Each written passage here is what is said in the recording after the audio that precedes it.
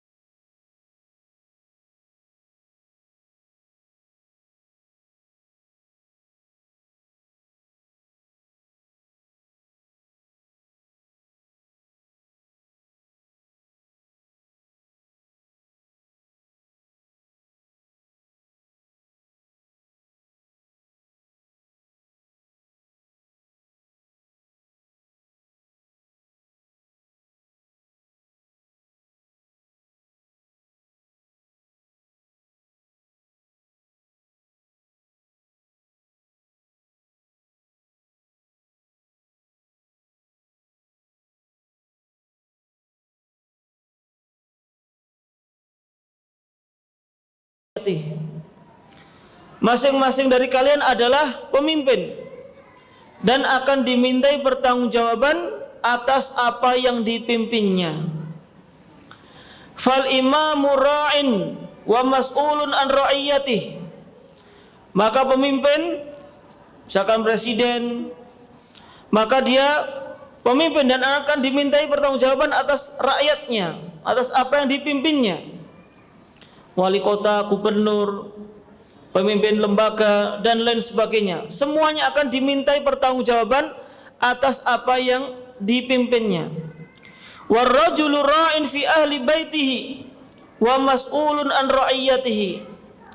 Dan seorang laki-laki, seorang suami, seorang ayah, dia pemimpin pada keluarganya dan akan dimintai pertanggungjawaban juga. Wal mar'atu ra'iyatun fi baiti zawjiha. Dan seorang wanita, seorang istri, dia adalah pemimpin di rumah suaminya dan dia akan dimintai pertanggungjawaban oleh Allah atas apa yang dipimpinnya. Wal abdu ra'in fi mali sayyidihi. Dan seorang budak, dia pemimpin pada harta tuannya. Kalau dikasih amanah untuk menjaga harta tuannya, maka dia pun juga akan dimintai pertanggungjawaban. Maka dari itu para jamaah yang dirahmati oleh Allah Subhanahu wa taala, ketika kita diamanai untuk menjadi seorang pemimpin, khususnya yang memiliki bawahan, maka kita akan dimintai pertanggungjawaban oleh Allah Subhanahu wa taala.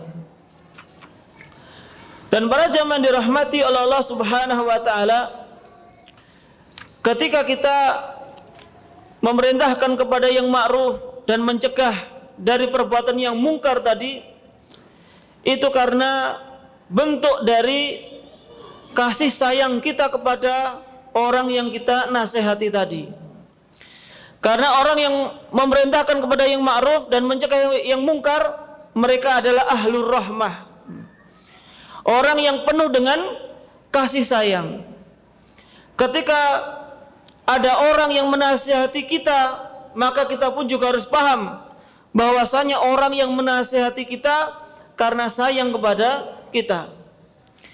Tatkala ada orang yang mencegah kita dari perbuatan yang mungkar, kita melakukan kesalahan atau kita akan melakukan suatu pelanggaran, lalu ada yang melarangnya, ada yang mencegahnya, itu karena orang tersebut sayang kepada kita semuanya. Karena tadi Allah Subhanahu wa taala menjelaskan ulaika sayarhamuhumullah. Mereka itulah orang-orang yang akan dirahmati, disayangi oleh Allah Subhanahu wa taala. Sebagaimana surat At-Taubah 71 yang kita bacakan tadi. Nah, ini orang yang memerintahkan kepada yang ma'ruf dan mencegah perbuatan yang mungkar tadi adalah karena ingin mendapatkan rahmat dari Allah Subhanahu wa taala. Sehingga rahmat dan kasih sayang Allah Subhanahu wa taala itu akan diperoleh dengan taat kepada Allah Subhanahu wa taala dan mengikuti syariat Nabi Muhammad sallallahu alaihi wasallam. Dan di antara bentuk ketaatan kepada Allah adalah amar ma'ruf dan juga nahi mungkar.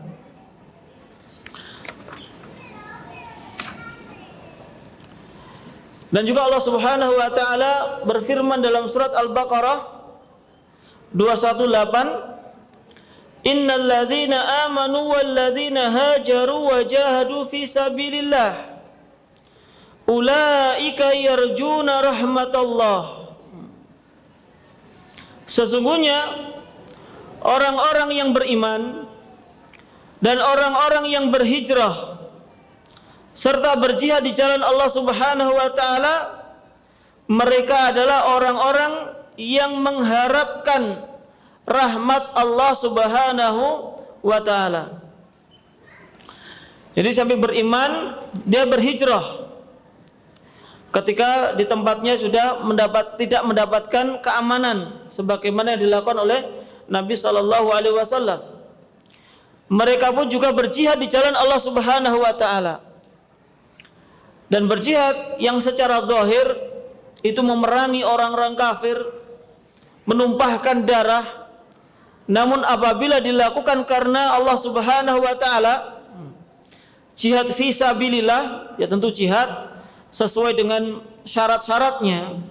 Jihad karena memerangi orang kafir, jihad karena diperintahkan oleh Amirul Mukminin, tidak jihad yang serampangan. Maka mereka adalah orang-orang yang benar-benar mengharapkan rahmat dari Allah Subhanahu wa taala. Jadi Allah itu menjadikan orang yang mengharapkan rahmat dari Allah itu diantaranya adalah dengan berjihad di jalan Allah Subhanahu wa taala. Dan tujuan utama dari jihad di jalan Allah i'la'u kalimatillah, menegakkan, meninggikan kalimat Allah Subhanahu wa taala. Artinya juga tidak ingin ada kemusyrikan, tidak akan ada maksiat di muka bumi ini. Itu tujuan utamanya. Berarti tujuan itu adalah masuk ke dalam kandungan wan nahyu anil munkar, yaitu mencegah dari perbuatan yang dimungkar, diingkari oleh Allah Subhanahu wa taala. Lalu para jamaah dirahmati oleh Allah Subhanahu wa taala, kemudian Syekh bin Baz rahimahullahu taala menyebutkan juga di antara keistimewaan orang yang amar ma'ruf dan nahi mungkar adalah hum ahlul falah. Mereka itulah orang-orang yang mendapatkan keberuntungan dari Allah Subhanahu wa taala. Sebagaimana firman Allah Subhanahu wa taala dalam surat Ali Imran 104, Allah Subhanahu wa taala berfirman, wal takum minkum ummatun yad'una ilal khair wa ya'muruna bil ma'rufi wa yanhauna 'anil munkar wa ulaika humul muflihun. Dan jadilah kalian atau di antara kalian itu ada umat, ada sekelompok orang yang mengajak kepada kebaikan, wa ya'muruna bil ma'ruf, dan memerintahkan kepada yang ma'ruf dan mencegah dari perbuatan yang mungkar. Wa ulaika humul muflihun, dan mereka itulah orang-orang yang beruntung, ahlul falah. Allah Subhanahu wa taala di dalam ayat tersebut menjelaskan di antara sifat-sifat umat ini adalah ad-da'wah ilal khair, yaitu memerintahkan kepada yang baik. Ini berarti juga wajib bagi kepada kita semuanya untuk berdakwah kepada Allah Subhanahu wa taala. Apalagi Rasulullah sallallahu alaihi wasallam juga bersabda, "Ballighu anni walau ayah." Sampaikanlah dariku, itu apa yang aku bawa, walau ayah, meskipun hanya satu ayat saja. Nah, kita berusaha untuk menyebarkan kebaikan kepada kaum muslimin atau kepada manusia secara umum. Dan ketika sudah menyebarkan kebaikan tidak cukup, namun ditambah lagi dengan amar ma'ruf dan nahi mungkar. Maka mereka itulah al-muflihuna 'alal kamali wa tamam. Orang yang benar-benar beruntung secara sempurna. Artinya keberuntungannya itu sempurna. Kenapa dikatakan sempurna di sini? Karena bisa jadi ada orang yang beriman dia beruntung, tapi keberuntungannya tidak sempurna. Akan menjadi sempurna keberuntungan kita apabila ditambah dengan amar ma'ruf dan juga nahi mungkar. Orang yang sholat beruntung, orang bayar zakat beruntung. Lebih beruntung lagi apabila dia juga melakukan amar ma'ruf nahi mungkar. Kenapa di sini dikatakan keberuntungannya lebih sempurna? Karena amal-amal ibadah yang lainnya tadi, ketika dikerjakan oleh seorang muslim itu maslahatnya untuk dirinya sendiri. Ya dia sholat, dia untuk dirinya sendiri. Tapi kalau dia memerintahkan kepada yang ma'ruf, dia mengajak orang untuk berbuat kebaikan, orang yang diajak melakukan kebaikan tersebut mendapatkan pahala, kita yang ngajak juga mendapatkan pahala. Ada orang berbuat kemungkaran lalu kita cegah, kita mendapatkan pahala karena kita sudah berusaha untuk mencegahnya. Dan orang yang awalnya pengen berbuat maksiat, kemungkaran, kemudian nggak jadi berbuat maksiat, maka dia juga dapat pahala karena meninggalkan perbuatan maksiat tersebut. Artinya inilah diantara keutamaan amar ma'ruf dan nahi munkar, sehingga bisa mendapatkan kebahagiaan yang sempurna tadi, atau keberuntungan yang sempurna. Tentu sekali lagi kalau ini juga ditunjang dengan kewajiban-kewajiban yang lainnya yang dia sudah mengerjakannya. Amar ma'ruf nahi munkar tapi nggak sholat, ya sama saja, dia tidak akan mendapatkan keberuntungan. Lalu para jamaah dirahmati oleh Allah Subhanahu wa taala, poin berikutnya adalah maratibu ingkaril munkar ats-tsalath, yaitu tingkatan ingkarul munkar, mencegah perbuatan mungkar, yang mana ada 3 tingkatan. Ini mengulang apa yang atau merinci apa yang dijelaskan di awal tadi, yaitu hadis Nabi sallallahu alaihi wasallam, man ra'a minkum munkaran falyughayyirhu biyadihi fa illam yastati fa bilisanihi fa illam yastati fa biqalbi wa dzalika aful iman, yang dikeluarkan oleh Imam Muslim dalam sahihnya. Tingkatan yang pertama, al-ingkar bil yadi mal qudrah, yaitu mengingkari dengan tangan kalau memiliki kemampuan. Contoh misalkan kalau ada orang yang minum minuman keras, maka cara mencegahnya ya dilempar. Itu kalau yang memiliki apa? Kekuasaan, dihancurkan, dirampas. Ya ini kalau kita pemerintahan, maka orang yang memiliki jabatan seperti mungkin mulai wali kota atau bupati, gubernur, tidak memperbolehkan adanya peredaran minuman keras. Kalau mendapati, berhak untuk melarangnya, merampasnya. Dan secara syar'i pun itu tidak masalah, merampas harta orang lain yang berupa khamr tadi, dan ini diizinkan oleh syariat. Dan juga kalau ada patung-patung misalkan, maka pemerintah atau orang yang memiliki kekuatan berhak untuk mencegahnya dengan langsung menghancurkannya, merobohkannya. Ini kalau memiliki kekuasaan. Lalu bagaimana kalau kita tidak memiliki kekuasaan? Kita cuma sebagai takmir masjid misalkan, atau cuma guru biasa melihat banyak kemungkaran, maka caranya yaitu dengan al-lisan, dengan nasihat, dengan ceramah, dengan khutbah. Kalau sekarang ya dengan nge-share artikel-artikel, nah itu karena tulisan itu bimangzilatil lisan, yaitu menempati kedudukan lisan atau ucapan. Itu dengan menasihati tentang wajibnya sholat, wajibnya zakat, haramnya minum khamr, haramnya makan riba, haramnya membuat patung, haramnya pergi ke dukun dan lain sebagainya. Berarti itu dengan lisan. Dan tentu ketika berdakwah ingkarul munkar dengan lisan, maka hendaklah juga memperhatikan adab, memperhatikan cara, tidak asal mencela, tapi harus dengan kelemah lembutan. Makanya di sini Syekh bin Baz rahimahullahu taala mengatakan ketika ingkarul munkar dengan lisan, maka hendaklah wa yataharral asya' allati yaf'alunaha hatta yunabbihum 'alaiha. Ketika memperingatkan mereka yu'amiluhum bil uslubil hasan, hendaknya menggunakan dengan uslub yang baik, ma'rifki, dan ini yang paling penting, beserta dengan kelemah lembutan.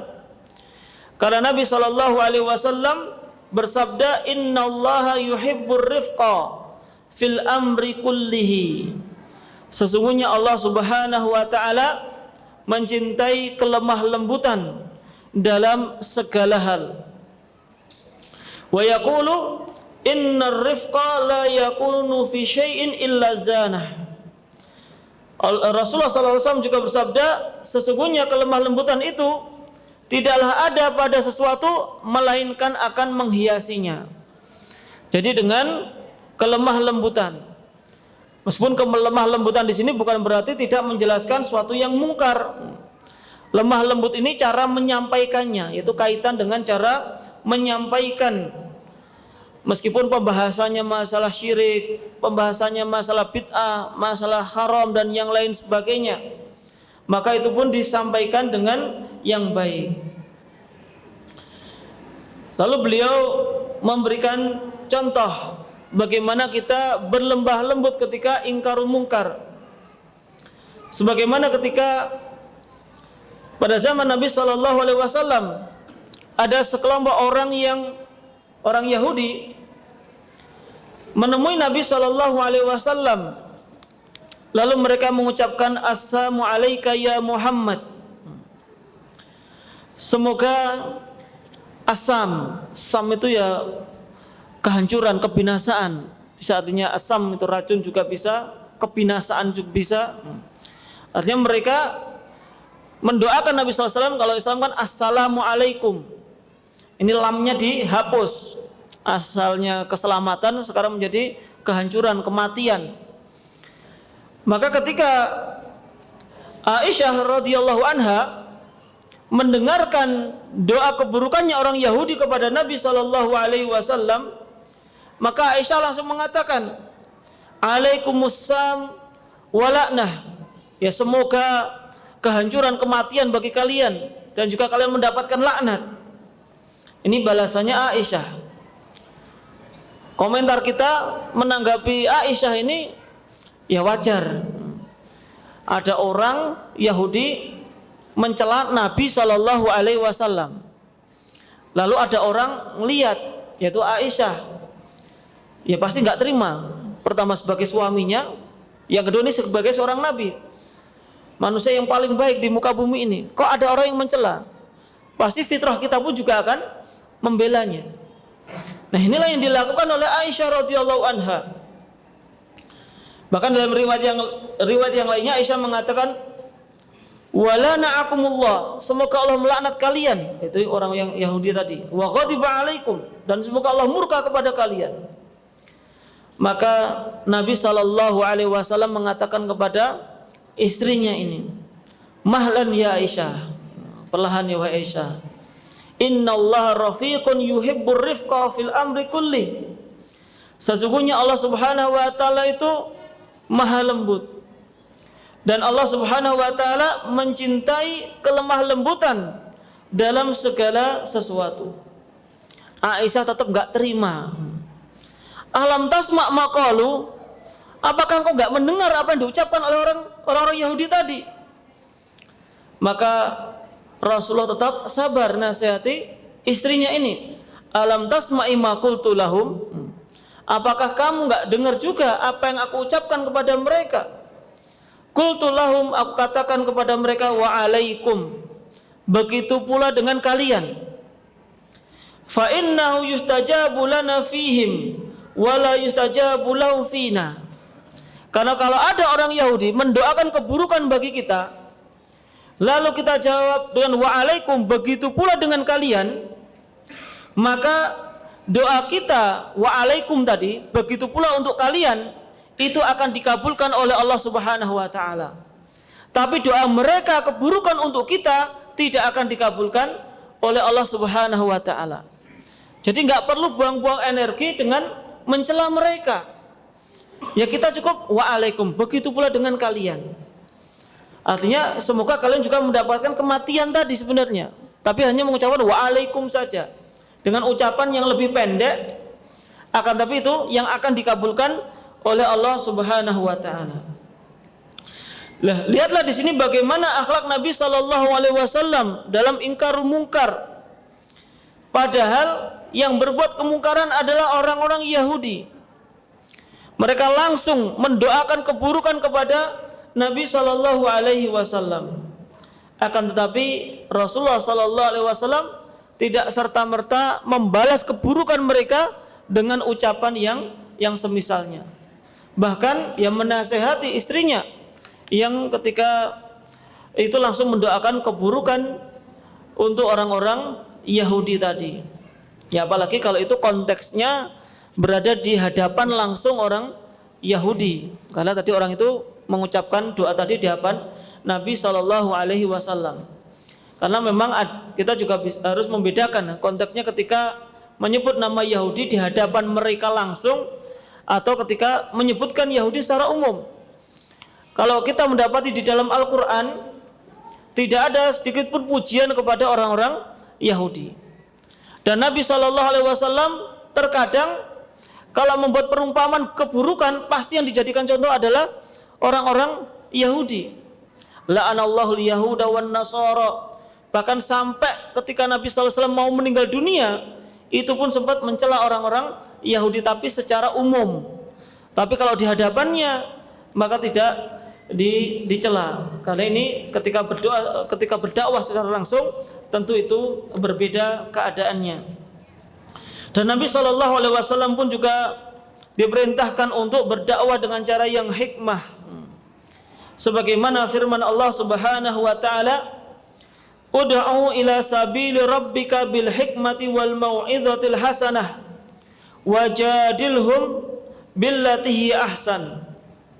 Surat An-Nahl 125. Allah Subhanahu wa taala berfirman atau berkata kepada Nabi sallallahu alaihi wasallam, ud'u ila sabili rabbik. Berdakwahlah, menyerulah kepada jalan Rabbmu, yaitu pada jalan Allah Subhanahu wa taala, bil hikmati wal mau'izatil hasanah, dengan cara hikmah dan mau'izah hasanah. Hikmah ini maknanya adalah wad'u syai' fi maudhi'ihi, meletakkan sesuatu pada tempatnya. Jadi bukan sekedar lemah lembut ya, tapi menempatkan sesuatu pada tempatnya.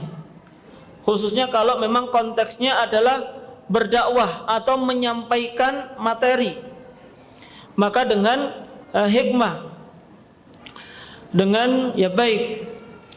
Karena bisa juga hikmah itu dengan perang juga bisa. Kalau memang musuh itu benar-benar memerangi kita, jihad itu juga di antara bentuk dakwah dengan hikmah. Karena hikmah tadi adalah menempatkan sesuatu pada tempatnya. Kalau waktunya perang ya nggak mungkin kita sabar aja, kita nggak usah ngelawan, nggak apa-apa kita nanti syahid tapi nggak berusaha ngelawan, itu bukan hikmah lagi. Atau ketika ada orang yang jelas-jelas berbuat salah, boleh kita membawa ke ranah hukum misalkan, itu juga diantara bentuk hikmah. Karena untuk memberikan efek jera dan lain sebagainya, itu diantara bentuk hikmah juga. Nah, sini diperintahkan untuk hikmah wal mau'izatil hasanah dan nasihat yang baik. Wajadilhum billati hiya ahsan, dan dialoglah dengan mereka dengan cara yang terbaik. Hiya ahsan, karena ahsan itu isim tafdil yang artinya paling baik. Sehingga ketika harus berdebat pun dengan cara yang terbaik. Tidak hanya sekedar debat kusir, apalagi kalau sudah masuk di grup WhatsApp atau di media sosial, semuanya mengeluarkan unek-uneknya sampai debat nggak ada ujungnya.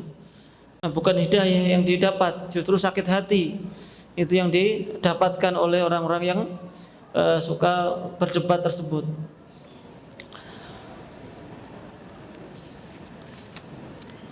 Lalu kemudian para jamaah dirahmati oleh Allah Subhanahu wa taala, di antara hal yang menguatkan juga bahwasanya ketika berdakwah, khususnya dalam konteks mengajarkan atau menjelaskan kebenaran hendaknya dengan lemah lembut, yaitu ucapan dari Sufyan Ats-Tsauri rahimahullahu taala.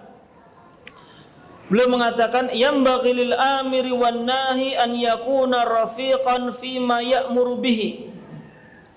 Sepatutnya bagi orang yang memerintahkan kepada yang ma'ruf dan mencegah dari perbuatan yang mungkar, dia orang yang lemah lembut dalam menyampaikannya. Rafiqan fi ma yanha anhu, dia pun juga lemah lembut ketika mencegah dari perbuatan yang mungkar. Adlan fi ma ya'muru bihi, harus bersikap adil dengan apa yang diperintahkannya. Adlan fi ma yanha anhu, dan juga adil dalam apa yang dilarangnya. Aliman bima ya'muru bihi, dan ini yang paling penting, aliman bima ya'muru bihi, dia harus benar-benar tahu apa yang diperintahkannya. Aliman bima yanha anhu, juga tahu apa yang dilarang. Kadang kalau sudah amar ma'ruf nahi mungkar, rusak-rusuk, tapi nggak tahu ternyata yang diperintahkan itu suatu kemungkaran, atau sebaliknya melarang orang lain padahal orang tersebut melakukan suatu hal yang baik. Nah, karena dia tidak tahu mana yang ma'ruf, mana yang mungkar. Karena apa yang ma'ruf maksudnya adalah ma'arufahu mara'ahu syari'u ma'rufan. Yang dimaksud dengan ma'ruf ini adalah apa yang dipandang oleh syariat adalah suatu perbuatan yang baik. Wa yanha 'anil munkar, dan mungkar di sini adalah mara'ahu asyari'u annahu munkar, yaitu apa yang dilihat oleh syariat merupakan suatu perbuatan yang mungkar juga. Jadi baik atau tidaknya standarnya adalah syariat. Karena banyak ibadah-ibadah yang diperintahkan oleh orang lain, mereka menganggap ini adalah suatu yang ma'ruf, tapi ternyata amalan syirik, amalan bid'ah. Ini juga mereka niatnya amar ma'ruf nahi mungkar juga, namun ternyata mereka salah, tidak mengetahui apa yang ma'ruf dan apa yang mungkar itu sendiri. Nah, itu ketika kita tadi ingkar mungkar dengan lisan kita, hendaklah kita dengan cara yang baik. Lalu tingkatan yang ketiga, yaitu dengan mengingkari di dalam hati. Wa huwa at'aful iman, dan inilah kondisi keimanan yang paling lemah. Kita melihat kemungkaran di mana-mana. Contoh misalkan musik, ya tahu kita itu kemungkaran, maka kita berusaha untuk mencegahnya. Kalau kita punya kuasa, matikan. Kalau gak punya kuasa, nasihati, tolong dimatikan. Kalau kita tidak mampu untuk mengatakannya, maka kita harus mengingkari dengan hati. Kita nggak mau mengucapkan, tapi kaki kita ikut muter-muter, kepala kita itu muter-muter, kayaknya menikmati musiknya ternyata ya. Ya ini bukan at'aful iman lagi ya. Itu justru malah bahaya, karena dia ridho dengan kemungkaran. Karena kadang nggak terasa, karena awalnya nggak berani untuk mengucapkannya atau untuk menasihatinya, akhirnya malah menikmati. Nah, itu tidak diperbolehkan. Lalu juga para jemaah dirahmati oleh Allah Subhanahu wa taala. Lalu Syekh bin Baz rahimahullah taala menyebutkan poin berikutnya, yaitu wajibul umara wal ulama, yaitu kewajiban para pemimpin dan juga para ulama. Dan inilah peran penting pemimpin dan juga para ulama dalam amar ma'ruf nahi mungkar. Dan lebih dikhususkan lagi adalah para pemimpin. Karena kalau ulama ketika mereka amar ma'ruf dan nahi mungkar, sifatnya hanyalah menasihati, sifatnya hanyalah menjelaskan tentang hukum-hukumnya. Namun para ulama tidak bisa menegakkan hukuman bagi para pelaku kejahatan, para pelaku maksiat, itu tidak bisa. Dan yang memiliki kemampuan hanyalah para pemimpin. Maka dari itu Terkadang kita pun juga ya butuh kedekatan dengan pemimpin, butuh menjadi seorang pemimpin untuk bisa menegakkan syariat ini. Apalagi hudud, yaitu hukuman-hukuman yang telah ditetapkan oleh syariat bagi para pelaku kejahatan, baik itu kisos, baik itu rajam, potong tangan, yaitu semuanya tidak bisa ditegakkan kecuali oleh Amirul Mukminin, karena para ulama nggak boleh untuk menegakkan itu, dan itu hanya bisa ditegakkan oleh para penguasa. Dan Utsman bin Affan radhiyallahu anhu pernah mengatakan, innallaha yaz'u bisultan ma la yaz'u bil Qur'an. Sesungguhnya Allah Subhanahu wa taala bisa menjadi pemutus atau menyerahkan kepada sultan, kepada kekuasaan untuk menyelesaikan permasalahan apa yang tidak bisa diselesaikan dengan Al-Qur'an. Artinya kalau ada orang yang dibacakan Al-Quran, dibacakan hadis Nabi tidak mempan, maka ya dengan kekuasaan. Nah itu diperbolehkan juga oleh syariat. Kenapa? Karena orang-orang sebagian kaum muslimin pun ya hatinya memang sudah mati, sudah sakit. Ketika dibacakan ayat Al-Quran, mereka tidak mau mendengarkannya. Kalaupun mendengarkan, mereka tidak mau mengamalkannya. Nah, sehingga keputusan dari pemimpin, dari penguasa itu sangat dibutuhkan untuk mengingkari kemungkaran tersebut. Lalu kemudian nasihat syabab al-mutahammis lil inkar bila ilmin, yaitu nasihat bagi para pemuda yang bersemangat untuk mengingkari kemungkaran tanpa adanya ilmu. Jadi ingkarul mungkar tidak hanya dengan modal semangat saja, sweeping sana, sweeping sini, menghancurkan berhala sana, berhala sini dan lain sebagainya, tanpa tahu ilmunya.